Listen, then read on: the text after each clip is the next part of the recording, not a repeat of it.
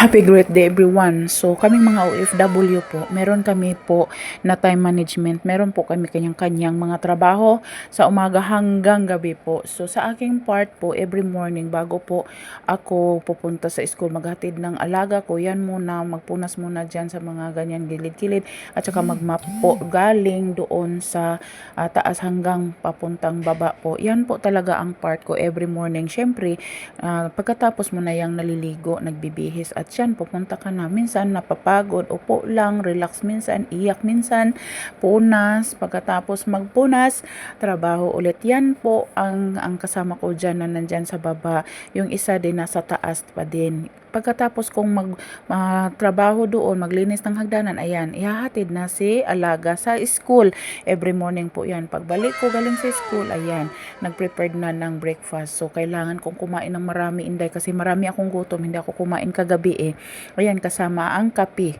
Oo, may itlog yan sa umaga kasi ako kaya nilagay ko sa sa bread ko. At saka pag kumain po kami, kailangan bilisan mo po kasi hindi mo alam every minute, every hour po ba tatawagan ka ng amo kasi uutusan ka na naman kahit saan ako magpunta, 'di ba?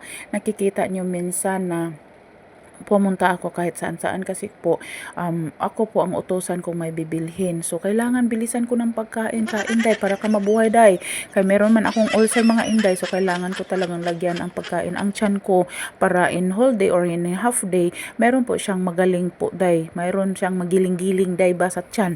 O, ayan ang buhay ko. At saka while po na kumakain ako, while tinapos ko yung kape ko, pinapagpag ko muna yung buhok ko kasi kaninang umaga po pagkagising, itatalian ko po yan, tapos itago, magtakip po ako sa ulo. Ayan, well, uminom ng kape, ipagpag ko muna kasi basa pa yan, day eh. Pagkatapos, uminom ng breakfast, uminom ng kape, ayan, balik sa trabaho mga inday. Akala nyo ba tapos na? Hindi pa ha.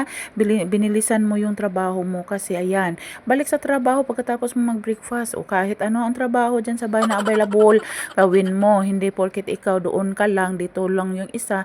Hindi. Kung kailangan mong magtulong, day, kailangan mong tumulong, tulungan mo o plancha ka din.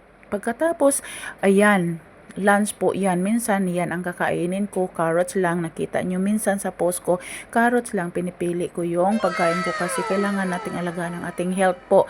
Oo, kaya minsan, carrots lang ang kakainin ko sa lunch. Pero, sa makikita nyo kadalasan po mga inday, meron talaga akong mais na kanin kung meron akong available kasi minsan lang kasi ako bibili nun. Kaya kung kakain ka man din anong oras, bilis. Oo, kailangan mong bilisan palagi mga inday. Oo, hindi ka pwede dito na mag-inday-inday, day. Oo, kailangan mong bilisan mo talaga ang lahat mong ginagawa kasi minsan uutusan ka ni amo. Ayan, kain siya ng lunch, o 'di ba? Ang sarap.